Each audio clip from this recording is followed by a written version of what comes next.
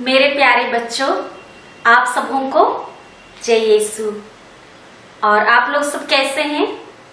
मैं आशा करती हूँ कि आप लोग सभी कुशल मंगल होंगे, सुरक्षित होंगे और स्वस्थ भी होंगे। तो आइए हम अभी कैटेकिज्म क्लास शुरू करने जा रहे हैं। तो हम ईश्वर से प्रार्थना करें और पवित्र आत्मा की शक्ति से हम भर जाएं और जिससे कि हम जो भी पढ़ाई करने जा रहे हैं आज हम समझ सके और अपने जीवन में आगे बढ़ सके। तो मैं आप लोगों से अनुरोध करती हूँ कि आप लोग कृपया अपनी आंखों को बंद करें और अपनी हाथों को जोड़ें। हे पिता ईश्वर, हम आपको धन्यवाद देते हैं इस सुंदर दिन के लिए, इस सुंदर समय के लिए आपने हमें दिया है, हर एक सांस के लिए जिससे हमारा जीवन संचालित होता है। हे प्रभु यीशु, हम आपकी पवित्र आत्मा की शक्ति मांगते हैं। आप अपनी पवित्र आत्मा की शक्ति हम सबों पर भेज दीजिए। अपनी बुद्धि, धैर्य, शक्ति और सामर्थ्य से हमें भर दे, ताकि हम आज जो भी पढ़ाई करने जा रहे हैं हम अच्छी तरह से समझ सकें और आपके प्रिय पुत्र पुत्रिय बन सके और आपको अधिकाधिक प्यार कर सके। हम यह प्रार्थना करते हैं हमारे प्रभु यीशु ख्रिस्त के द्वारा, आमीन। क्रूस का चिन्ह पिता और पुत्र और पवित्र आत्मा के नाम पर, आमीन। तो बच्चों, मैंने आप लोगों को पिछली कक्षा में मैंने आप लोगों को बोला था कि अध्याय 3 का जो प्रश्नावली है उसको अपनी कॉपी पर लिखने के लिए, जो आंसर्स आप लोगों को ढूंढने के लिए बोला था और अपनी कॉपी पर लिखने के लिए बोला था, आप लोगों ने जरूर किया होगा, मुझे विश्वास है। आप लोग अच्छे बच्चे हैं ना, किया होगा, जरूर किया होगा। तो आप लोग लीजिए, आप लोगों का पाठ्य पुस्तक विश्वास प्रशिक्षण श्रृंखला 4, प्रभु यीशु हमारे मार्गदर्शक, पेज नंबर 11। तो प्रश्नावली का पहला प्रश्न है, स्वर्गदूत ने गडेरियों को क्या सुसमाचार सुनाया? उसका उत्तर है, स्वर्गदूत ने गडेरियों को मुक्तिदाता प्रभु यीशु के जन्म का सुसमाचार सुनाया। और दूसरा प्रश्न है, प्रभु यीशु के जन्म का संदेश सुनकर गडेरियों ने क्या किया? उसका उत्तर है, प्रभु यीशु के जन्म का संदेश सुनकर गडेरिये आनंद विभोर उठे और बेतलहेम की ओर चल पड़े। तीसरा प्रश्न है, ज्योतिषियों का मार्गदर्शन किसने किया? उसका उत्तर है, ज्योतिषियों का मार्गदर्शन तारा ने किया। और चौथा प्रश्न है, उन 3 राजाओं ने प्रभु यीशु को क्या क्या उपहार चढ़ाया? उसका उत्तर है, उन 3 राजाओं ने प्रभु यीशु को सोना, लोबान और गंधरस का उपहार चढ़ाया। तो बच्चों, आप लोगों ने जरूर लिखा होगा इसका उत्तर, है कि नहीं? हाँ, तो और एक अपनी बुक में है, आप लोग देख सकते हैं अपनी पाठ्य पुस्तक में पेज नंबर 11 में, यहाँ जो ज्ञानियों को गौशाले तक पहुंचाने का रास्ता दिखाइए। तो अपनी पुस्तक में ही आप लोग ज्ञानियों को गौशाले तक पहुंचाने का रास्ता दिखाएंगे, लाइन खींच करके, और गौशाले तक कहाँ पहुंचाना है, रास्ता दिखाना है। तो हमारा अध्याय 3 प्रभु यीशु सब लोगों के लिए प्रकट हुए, यह पाठ यहीं से समाप्त होता है। और आज हम अगले अध्याय में जाएंगे, अध्याय 4, प्रभु यीशु का जीवन विकास। तो आप लोग कृपया ले लीजिए पेज नंबर 13, आप लोगों का पाठ्य पुस्तक से पेज नंबर 13। तो आप लोगों का पाठ्य पुस्तक में दिखाई देगा 3 पेड़, 3 पेड़, जैसे कि मैं आप लोगों को दिखा रही हूँ। ये छोटा पौधा है, फिर उससे बड़ा पौधा और उससे बड़ा पौधा, उसमें फल आए हैं। दूसरा चित्र में फूल वगैरह आया है और तीसरा चित्र में फल भी आए हैं। तो आप लोग ऊपर की तस्वीरों को देखिए और उन तस्वीरों में आप लोगों को क्या क्या दिखाई देता है। पहले आप लोगों ने देखा होगा जरूर, छोटा पौधा, फिर उससे बड़ा पौधा, फिर उससे बड़ा पौधा, पेड़ बन जाता है। तो और ऐसे पौधों को भी आप लोगों ने जरूर देखा होगा, जो बढ़ते हैं, धीरे धीरे बढ़ते हैं, उसमें फूल आते हैं और फल भी आते हैं। तो इस अध्याय में हम प्रभु यीशु का जीवन विकास, प्रभु यीशु का किस प्रकार उसका बौद्धिक, मानसिक और शारीरिक विकास हुआ, उसके बारे में हम अध्ययन करेंगे। छोटा पौधा बड़ा बनकर बहुत फल देता है कि नहीं? आम का पेड़ देखे हैं और बहुत सारे फलों का पेड़ भी देखे हैं। हम लोग उसको मजे से खाते हैं और अभी भी हम देख सकते हैं कोई सा पेड़ में फल दिखता होगा। ये फल लोगों के लिए बहुत ही लाभदायक होता है। उसी प्रकार हम भी धीरे धीरे बड़े होते हैं। हम एक ही साथ बड़े तो नहीं होते हैं ना, जैसे जन्म लेते हैं और बड़े हो जाते हैं, नहीं, हम धीरे धीरे बड़े हो जाते हैं। जैसे कि जब हम शिशु थे तो हमारे हाथ पैर छोटे छोटे थे और अब हमारे सिर, हाथ, पैर बड़े हो चुके हैं।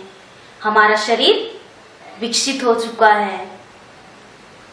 और जैसा कि हम देखते हैं, जब हम छोटे रहते हैं हम पढ़ना लिखना नहीं जानते हैं। जब हम शिशु, छोटे बच्चे रहते हैं उस समय हमको पढ़ना लिखना नहीं आता है ना। हाँ, तो अब हम पढ़ना लिखना जानते हैं, हमारा ज्ञान भी बढ़ा है, हमें बहुत सारे चीजें मालूम हो जाती है। और हम अपने से, जब हम छोटे रहते हैं तो हम अपने से कुछ नहीं कर पाते हैं। कर पाते हैं? नहीं, हम मम्मी के गोद में बैठे रहते हैं ना, लेटे रहते हैं और देखते रहते हैं, मुस्कुराते रहते हैं। तो अब हम अपने आप खाना खा सकते हैं, कपड़े पहन सकते हैं, दौड़ते हैं, खेलते हैं और हमारी क्षमताएं विकसित हुई है अभी।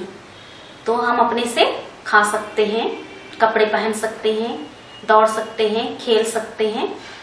इस प्रकार हमारी क्षमताएं विकसित हुई है। और उसी प्रकार बालक यीशु अपने पालक पिता यूसुफ, यीशु के पालक पिता कौन है?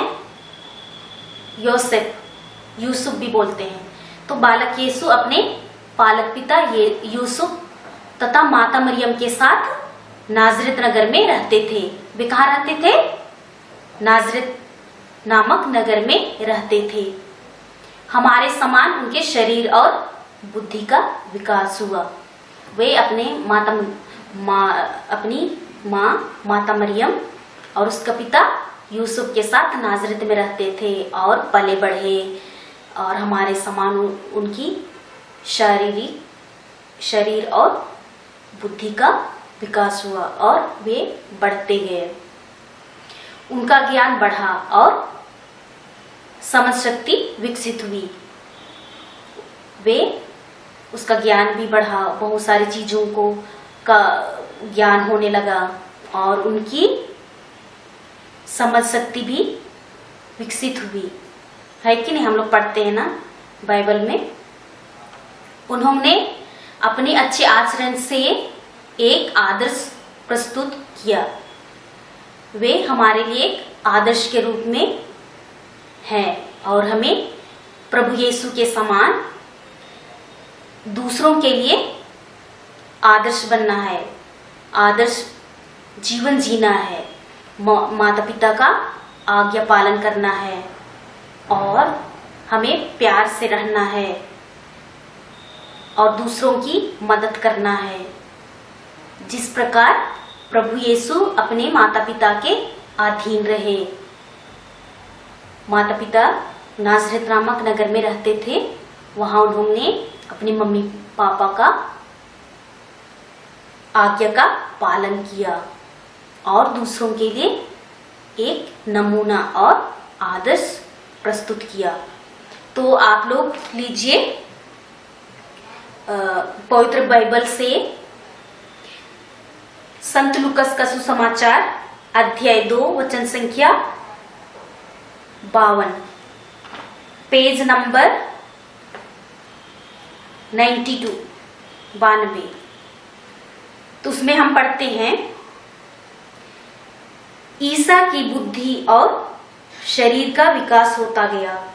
वह ईश्वर तथा मनुष्यों के अनुग्रह में बढ़ते गए। ईसा की बुद्धि और शरीर का विकास होता गया।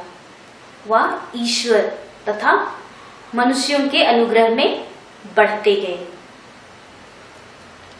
तो बच्चों, आप लोगों को समझ में आया होगा ना कि जिस प्रकार छोटा पौधा बड़ा होता है और उसमें फूल आते हैं, फिर फल भी लगते हैं, उसी प्रकार जब हम छोटे रहते हैं हम कुछ नहीं कर सकते हैं। अब हम बड़े हो गए हैं, हमें पढ़ना लिखना नहीं आता है, आता था जब छोटे थे। अभी तो हमें पढ़ना लिखना आता है और हमारा ज्ञान भी बढ़ा है।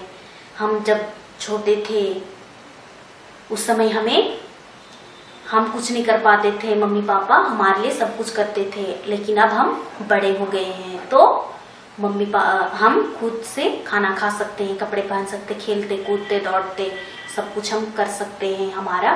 हमारी क्षमताएं विकसित हुई है। और हम प्रभु यीशु के जीवन के बारे में देखते हैं। जब प्रभु यीशु की मानसिक, आध्यात्मिक या बौद्धिक विकास, शारीरिक विकास होता गया और वह माता मरियम और यूसुफ के साथ नाजरेत नामक नगर में रहते थे और उनकी आज्ञा का पालन किया और दूसरों के लिए एक आदर्श प्रस्तुत किया।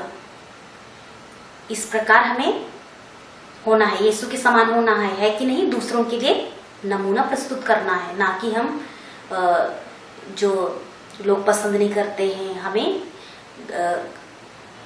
घृणा की दृष्टि में हमें नहीं देखना चाहिए कि वो ऐसे है वो ऐसे है। नहीं, हमें अच्छा है, वो बेटा अच्छा है, उसका बेटा अच्छा है, ऐसे हमें प्रशंसा सुननी है कि नहीं? ना कि हमारे बारे में बुराई सुननी है। तो आज हमें प्रभु यीशु के जैसे दूसरों के लिए आदर्श बननी है।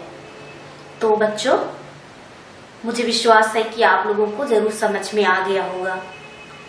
तो हम आज का क्लास यहीं से समाप्त करते हैं और पुनः हम दूसरी वीडियो में हम मिलेंगे। तो मैं पुनः आप लोगों को यही याद दिलाना चाहती हूँ कि आप लोग घर पर रहें, स्वस्थ रहें, सुरक्षित रहें और खुश रहें। तो आइए हम छोटी सी प्रार्थना द्वारा हमारी जो क्लास है उसको हम अंत करेंगे। तो कृपया अपनी आंखों को बंद करें और हाथों को जोड़ें। हे सर्वशक्तिमान पिता परमेश्वर, हम आपको धन्यवाद देते हैं आपकी उपस्थिति के लिए, आपकी आशीषों और वरदानों के लिए हम धन्यवाद देते हैं। हे प्रभु यीशु, हम आपसे यही विनती करते हैं कि जिस प्रकार आप अपने माता पिता के अधीन रहकर दूसरों के लिए आदर्श प्रस्तुत किए, उसी प्रकार हमें भी यह बुद्धि, सामर्थ्य और शक्ति दीजिए जिससे हम अपने माता पिता के अधीन रहकर दूसरों के लिए हम नमूना बन सके। हम यह प्रार्थना करते हैं हमारे प्रभु यीशु ख्रिस्त के द्वारा, आमीन। क्रूस का चिन्ह पिता और पुत्र और पवित्र आत्मा के नाम पर, आमीन। तो सबों को जय यीशु।